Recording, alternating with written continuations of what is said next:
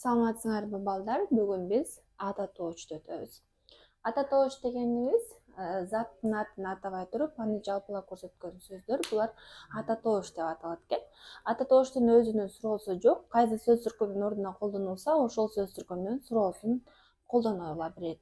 Эми ата тоочтор маанисине карай биз 5ке бөлүп карайбыз. Мисалы үчүн, жактама ата тоочтор өзүлөрү жактама ата тоочтор айтып тургандай эле, булар деген биринчи жак, экинчи жак, анан үчүнчү жактын негизинде ишке ашат. Мисалы үчүн, ал, жок, кечиресиздер.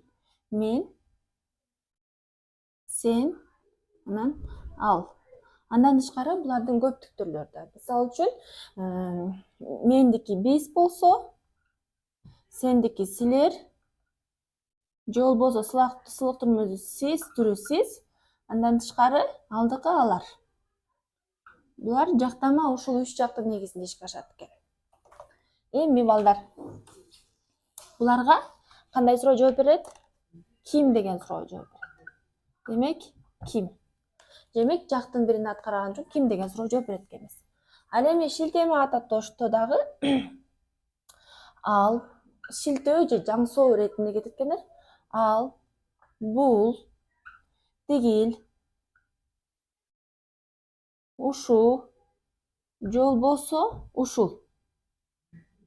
Булар шилтеме ата тоочтор же жаңсоо иретинде кетирген ата тоочтор. Эми биз балдар, сурама ата тоочтор. Сурама ата тоочтор өзү айтып тургандай эле канча,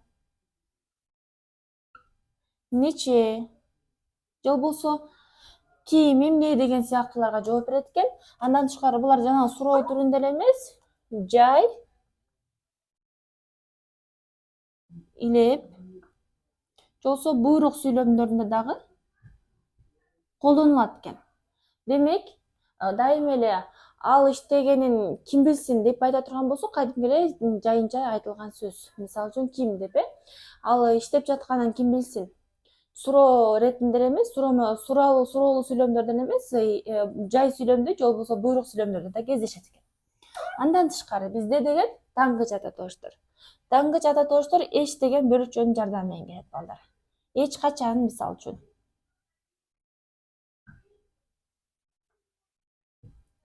эч бир, эч нерсе,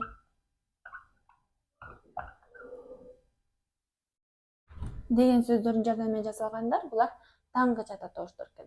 Ал эми аныктама ата тоочтор өзү 3кө бөлүп карайт экенбиз. Мисалы үчүн, жалпылагыч, жиктегич, анан өздүк. Өздүк ата тоочтор өз бөлүкчөсү менен жасалат экен. Жиктегич ата тоочтор ар ким, ар кайсы. Ал эми жиктегич ата тооч өзү айтып тургандай эле жиктеп бөлүкчөлөп берет экен. Ал эми жалпылагыч ата тоочторго баары, бардык, бүткүл деген сөздөр жалпылагыч ата тоочтор экен. Эмгичектен баары дегенде созулма тамга менен, ал эми бардык дегенде кыска үндү менен жазабыз. Себеп дегенде лык мүчөсү улана турган болсо, анда кыска үндү менен эле жазат экенбиз. Эми белгисиз ата тоочтор өзү айтып тургандай эле белгисиз экендигин көрсөтүп турат. Ал да ким?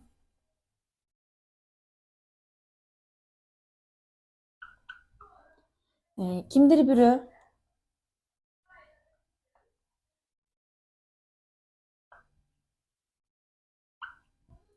бирөө жарым,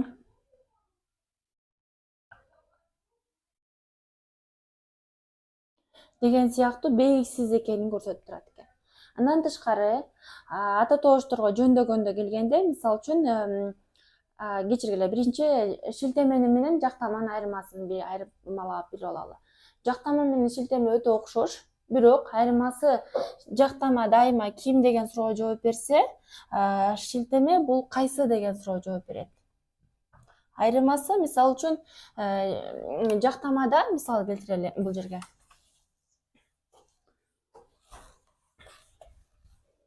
Ал келди деп айта турган болсок, мисалы, ал келди, Ал сүйлөдү.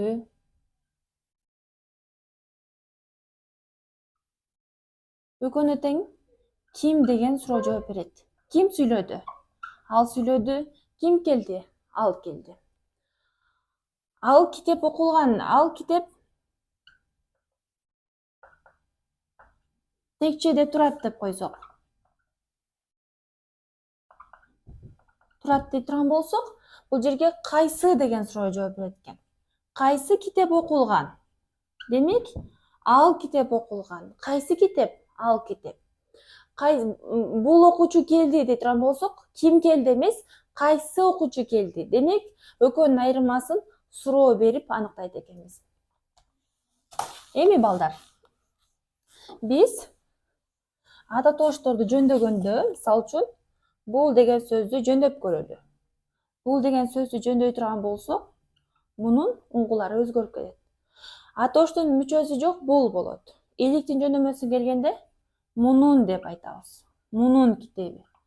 Мунун деп, Ал эми барыш жөндөмөсүнө га мүчөсүндө буга.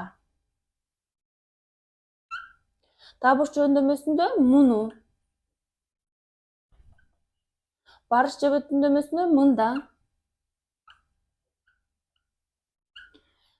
Жатышта мында, ал эми чыгыш жөндөмөсүндө мындан. Эми силер балдар, ал деген сөздү жөндөп көргүлө. Ал деген сөз жөндөй турган болсок, ал деген алнын деп айтпайбыз, анын деп айтабыз илик жөндөмөсүнө келгенде. Балдар, силер ата тоошту жөндөп, анан үч жакты жөндөп көргүлө. Мен, сен, ал дегендерди жөндөп көргүлө, кандай болуп жөндөйт экенсиңер.